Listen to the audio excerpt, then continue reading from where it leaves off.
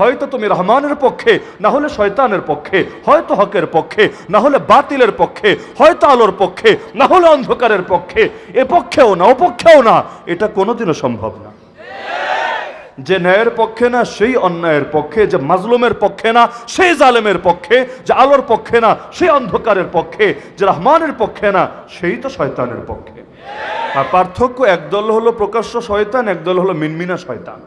যে সময় শাইখুল হাদিস ইবনে শাইখুল হাদিস আল্লামা মামুনুল হক, আল্লাহ তাআলা অতি দ্রুত তাকে কারামুক্ত করে আমাদের বুকে ফিরিয়ে আনুন, যখন ময়দানে নিয়মিত বয়ান করতেন, হায় রে কত অবুঝ বান্দা না বুঝে কতভাবে গালিগালাজ করতে, বাংলার জমিনেও তাকে সাউন্ড গ্রেনেড বলে এক শ্রেণীর অবুঝ মানুষ টিটকারি মারত, যে এত চিৎকারের দরকার কি, এত হই হুল্লোড়ের দরকার কি, মানুষের এত স্লোগান, এত উত্তেজনার দরকার কি।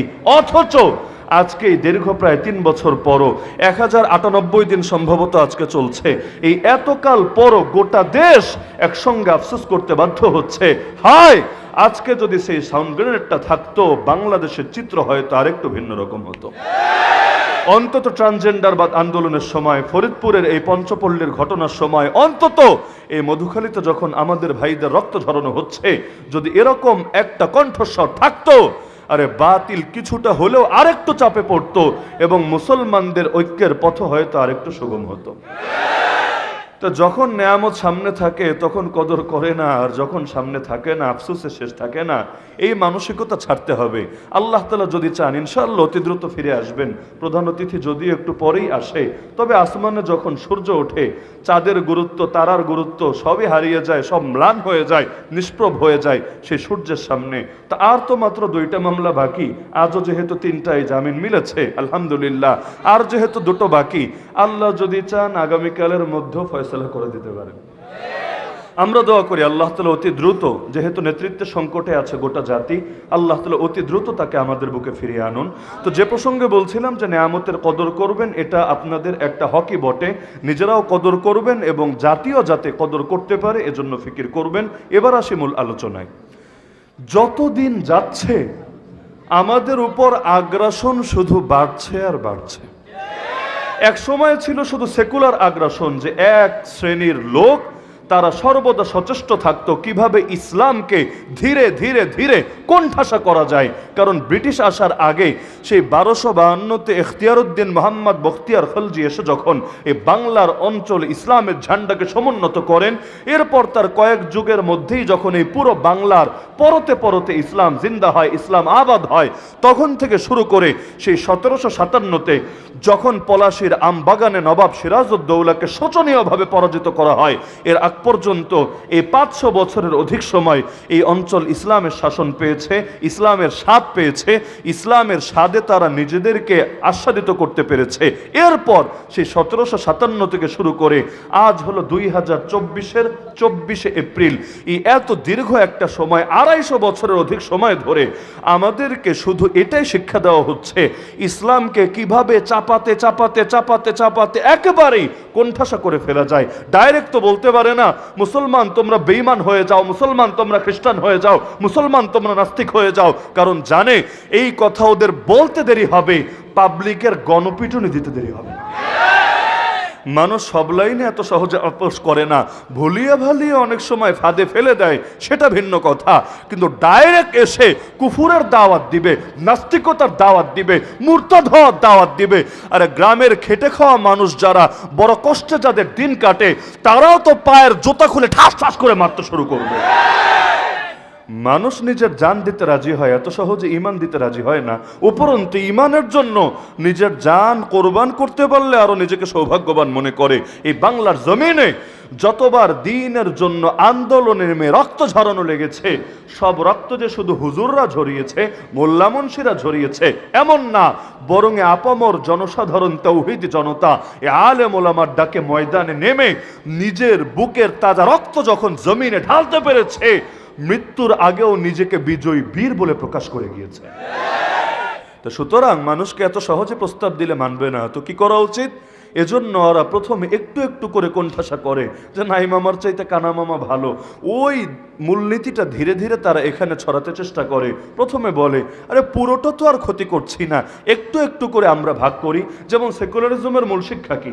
সেকুলারিজমের যদিও বাংলা অনুবাদ করে ধর্ম নিরপেক্ষতাবাদ, ভুয়া একটা অনুবাদ, জাল একটা অনুবাদ, যেই অনুবাদ কখনোই বাস্তবসম্মত না, এমনকি ডিকশনারিও যেটাকে পুরোপুরি সমর্থন করে না। তারপরও যদি তর্কের খাতিরে মানিও যে সেকুলারিজম মানে যা, ধর্মনিরপেক্ষতাবাদ মানে তা, তো নিরপেক্ষতা আবার কি জিনিস রে ভাই? মুসলমান আবার নিরপেক্ষ হয় কিভাবে? হয়তো তুমি রহমানের পক্ষে, না হলে শয়তানের পক্ষে, হয়তো হকের পক্ষে, না হলে বাতিলের পক্ষে, হয়তো আলোর পক্ষে, না হলে অন্ধকারের পক্ষে। এ পক্ষেও না, ও পক্ষেও না, এটা কোনোদিনও সম্ভব না। যে ন্যায়ের পক্ষে না সেই অন্যায়ের পক্ষে, যে মাজলুমের পক্ষে না সেই জালেমের পক্ষে, যে আলোর পক্ষে না সেই অন্ধকারের পক্ষে, যে রহমানের পক্ষে না সেই তো শয়তানের পক্ষে। আর পার্থক্য, একদল হলো প্রকাশ্য শয়তান, একদল হলো মিনমিনা শয়তান। মিনমিনা শয়তান মানে মুনাফিক ক্যাটাগরি আর কি। এগুলো ডাইরেক্ট নিজেদেরকে বলার হিম্মত করেন, এগুলো হলো ট্রান্সভার্সন আর কি, ট্রান্সজেন্ডারের মতো আর কি। ট্রান্সভার্সন মানে উপরে হলো একটা, ভেতরে হলো আরেকটা। ট্রান্সজেন্ডার কেমন? উপরে দেখতে ছেলে, ছেলের সব অঙ্গ প্রত্যঙ্গ সব কিছু তার ঠিকও আছে, মনে মনে হয়ে আছে মেয়ে, এদেরও অবস্থা এরকম। উপর দিয়ে তো দেখতে সেই রকম পাক্কা মুসলমান, ভেতরে ভেতরে পুরাই কাফেরের একটা কাঠটা কাফেরে পরিণত হয়ে আছে। তো এই যে ভার্সনটা, ওই ঘোড়া আর গাধা যদি মিলন করে, তাহলে ওদের সংসার আলোকিত করে, ওদের পরিবার আলোকিত করে যে ফুটফুটে সন্তানটা দুনিয়ার বুকে আসে, ওটা না ঘোড়া হয় না গাধা হয়, বরং দুটোর সংমিশ্রণে ওটা কি হয়? খচ্চর। খাচ্চর বললেন না, খাচ্চর আবার গালি। খচ্চর আরবিতে বলে বাগলুন, বাংলায় বলে খচ্চর। তার মানে কি? যে বাপ হলো এক ক্যাটাগরি, মা হলো আর এক ক্যাটাগরি, দুইটার মিশ্রণে ঘটে গেছে এটা 3 নাম্বার আর এক ক্যাটাগরি। তো ব্রিটিশ যখন এসেছিল, ব্রিটিশ হলো এক ক্যাটাগরি। ওই সময় এই অঞ্চলের বাসিন্দা যারা ছিল, তখন তো আর বাংলাদেশ, পাকিস্তান, ইন্ডিয়া আলাদা আলাদা রাষ্ট্র ছিল না।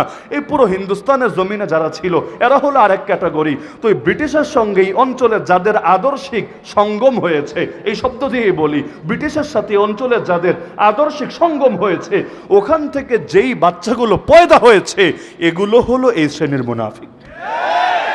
এরা না হতে পেরেছে খাঁটি মুসলিম, না হতে পেরেছে খাঁটি কাফের, না একুল না উকুল, দুটোর মাঝামাঝি ভার্সনে পরিণত হয়েছে। আমি যদি একজনকে জিজ্ঞাসা করি তুমি কি, সে বললো আমি পুরুষ। আরেকজনকে জিজ্ঞাসা করলাম তুমি কি, সে বললো আমি মহিলা। আরেকজনকে জিজ্ঞাসা করলাম তুমি কি, বলে হুজুর আমি নিরপেক্ষ, আমি এটাও না আমি সেটাও না। এমন যদি হয়, আপনারা তাদেরকে কি বলেন? হ্যাঁ, সবাই জানেন, ও রাস্তায় মাঝে মধ্যে তালি টালি বাজিয়ে গাড়ি থামিয়ে টাকা পয়সাও কালেকশন করে তারা। তো এই যে শ্রেণীটা আমাদের মধ্যে যারা নিজেদেরকে বলে ধর্ম নিরপেক্ষ, তার মানে ও ধর্মের পক্ষেও না আবার ধর্মের দুশ্মনও না, আমার দৃষ্টিতে এরা হলো হিজড়া। তবে এরা ওই লিঙ্গগতভাবে হিজড়া না, এরা হলো আদর্শিক হিজড়া। আদর্শিকভাবে এরা হিজড়া। না হলে তুমি আবার নিরপেক্ষ হবা কিভাবে? তুমি আগে ক্লিয়ার করো ইসলাম পরিপূর্ণ দিন কিনা, আল্লাহ সব ক্ষেত্রে শিক্ষা দিয়েছেন কিনা। যদি বলো হ্যাঁ, তাহলে তুমি পক্ষে আসবা না কোন দুঃখে? আর যদি পক্ষে তুমি নাই আসো, নিজেকে মুসলমান বলে পরিচয় দাও কোন মুখে? আর যদি বলো পক্ষে না, তাহলে ডাইরেক্ট বলে দাও তুমি মুসলমানই না, তুমি কাফের হয়ে গেল। ডাইরেক্টও বলবা না, আবার পক্ষেও আসবা না, এটাকেই তো ভণ্ডামি বলে। তো এই সেকুলার আগ্রাসন এসে আমাদেরকে এটা শিখিয়েছে যে রাষ্ট্র থাকবে রাষ্ট্রের জায়গায়, ধর্ম থাকবে ধর্মের জায়গায়। মূল সবক কিন্তু এটা দিয়ে শুরু হয়েছিল, ফাসলুদ্দিন আনি দাওলা, রাষ্ট্র থেকে ধর্মকে আলাদা করো। তা আমাকে শুধু এটা বুঝান যে ধর্মের জায়গা কোনটা আর রাষ্ট্রের জায়গা কোনটা। বলবেন হুজুর রাষ্ট্রের জায়গা চেনেন না? এই যে কাঁটাতারের বেড়ার মধ্যে আমাদের যে বর্ডার, যে এরিয়া, এই পুরোটাই হলো রাষ্ট্রের জায়গা। বুঝলাম, তো এবার বল ধর্মের জায়গা কোনটা? বলবে হুজুর মসজিদ, হুজুর মাদ্রাসা, হুজুর মাহফিল, হুজুর খানকা, হুজুর ইত্যাদি ইত্যাদি ইত্যাদি। তো বাকিগুলো কি রে পাগলা? যেটারে বললি ধর্মের জায়গা, বুঝলাম সেটা ধর্মের জায়গা, যেটাকে বললি ধর্মের জায়গা না, ওটা কি অধর্মের জায়গা? ধর্ম না মানেই তো অধর্ম। তো যেটা তুই ধর্মকে দিবি না, ওটা দিবি কারে? আরে এই জমিনের মালিককে, প্রতিটা ইঞ্চি ইঞ্চি মাটির মালিককে, নাকি খালি মসজিদের মালিক আল্লাহ, মাদ্রাসার মালিক আল্লাহ, আর বাকিগুলোর মালিক গায়রুল্লাহ? যদি মানই সব কিছুর মালিক একমাত্র আল্লাহ, হাল মিন খালিকিন গায়রুল্লাহ, সে আল্লাহ ছাড়া আর কোনো স্রষ্টা আছে নাকি? যদি না থাকে তাহলে আল্লাহর জমিনে আল্লাহর দিনই তো চলবে, জমিন হবে আল্লাহর আর আদর্শ চলবে তোর। এটা তো কিছুতেই মেনে নেওয়া যেতে পারে না।